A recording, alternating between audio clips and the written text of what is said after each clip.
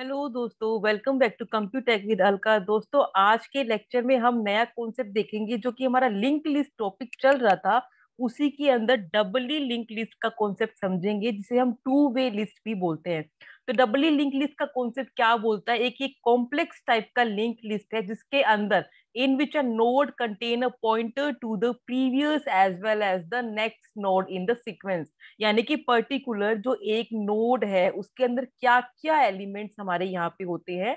तो यहाँ पर क्या रहता है, एक होता है प्रीवियस पॉइंटर जो कि हमारे प्रीवियस वाले एलिमेंट्स के एड्रेस को स्टोर करता है। एक होता है नेक्स्ट पॉइंटर जो कि हमारे नेक्स्ट वाले नोड के एड्रेस को स्टोर करता है। और एक डाटा जो कि इंफॉर्मेशन को कंटेन करके रखता है। तो ये हमारा एक नोड का स्ट्रक्चर रहता है डबली लिंक लिस्ट के अंदर। तो इसके अंदर अगर हम देखें लिंक लिस्ट का स्ट्रक्चर प्रॉपर कैसा रहता है, अगर हमारे पास डाटा अवेलेबल है एक लिंक लिस्ट के अंदर, 2 और 3 डाटा आइटम्स अवेलेबल है, तो उस केस में क्या रहता है यहाँ पर, जैसे कि ये फर्स्ट नोड हो गया हमारा, ये फर्स्ट नोड हो गया, ये सेकंड नोड हो गया और ये थर्ड नोड हो गया। तो इसमें क्या रहता है, हर एक नोड में एक प्रीवियस पॉइंटर होता है, एक नेक्स्ट पॉइंटर होता है। तो जो भी हमारा फर्स्ट नोड रहता है तो फर्स्ट नोड का प्रीवियस इज ऑलवेज नल। ठीक है, प्रीवियस हमेशा क्या होएगा, नल होएगा। जैसे कि हमने देखा था लिंक लिस्ट में जो हमारा लास्ट डेटा एलिमेंट होता है उसका एड्रेस क्या होता है, नल होता है ना।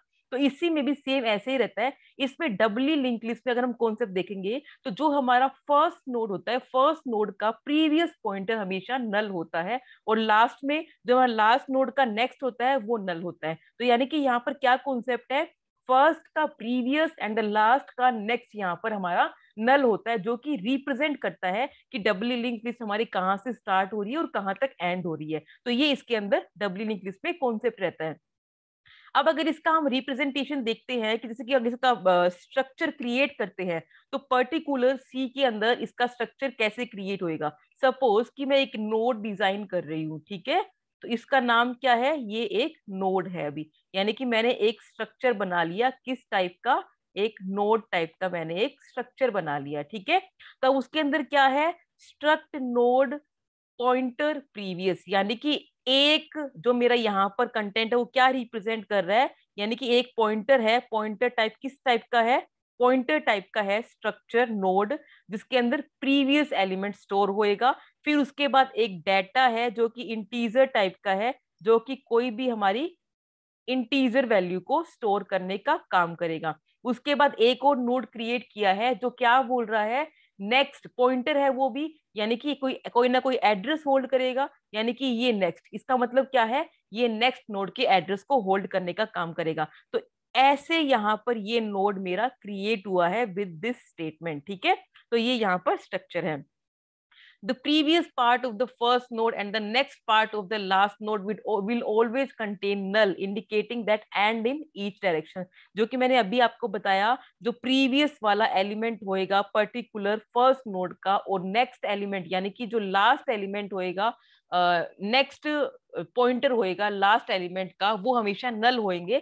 जो कि इंडिकेट करते हैं कि जो लास्ट में हमारा कि एंड को इंडिकेट करते हैं कि कहाँ से हमारा एलिमेंट स्टार्ट हो रहा है लिंक लिस्ट का और कहाँ से एंड हो रहा है। ठीक है, तो सिंगली लिंक लिस्ट में क्या था, सिंगली लिंक लिस्ट में हम लोग ओनली वन डायरेक्शन में ट्रेवर्स करते थे। यानी कि ओनली इस डायरेक्शन में ऐसे ऐसे हम लोग यहाँ पर ट्रेवर्स करते थे, because each node contains address of the next node only. यानी कि हमारे क्या रहता, हर एक नोड ओनली नेक्स्ट एड्रेस का, नेक्स्ट नोड का एड्रेस होल्ड करके रखता था। It doesn't have any record of its previous node. यानी कि सिंगली लिंक लिस्ट में कभी भी ऐसा स्ट्रक्चर नहीं था। ठीक है, तो ये वाला स्ट्रक्चर इसमें कभी भी नहीं था। ठीक है, तो ये वाला कॉन्सेप्ट किसमें है, ये वाला कॉन्सेप्ट हमारा यहाँ पे इसके अंदर है, ये आप देख सकते हैं।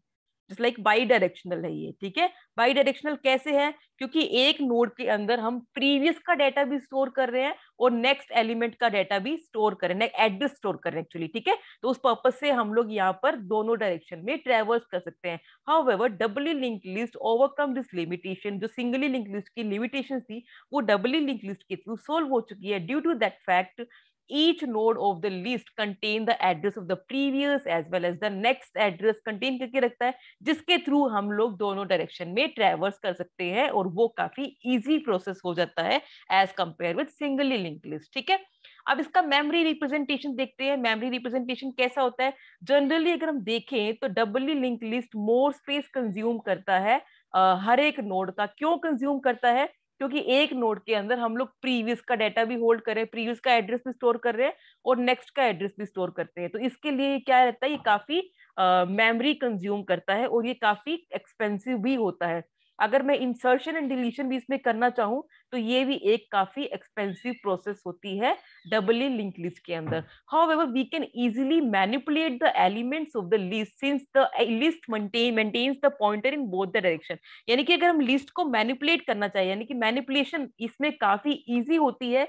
क्यों इजी होती है? क्योंकि ये लिस्ट दोनों डायरेक्शन से मेंटेन की जा सकती है, प्रीवियस से भी और नेक्स्ट से भी, यानी कि फॉरवर्ड से भी और बैकवर्ड से भी इसे हम क्या कर सकते हैं, इसे हम मेंटेन कर सकते हैं। तो अब आप इस डायग्राम में देख सकते हैं, the first element of the list is 13, जिसका एड्रेस क्या है 1।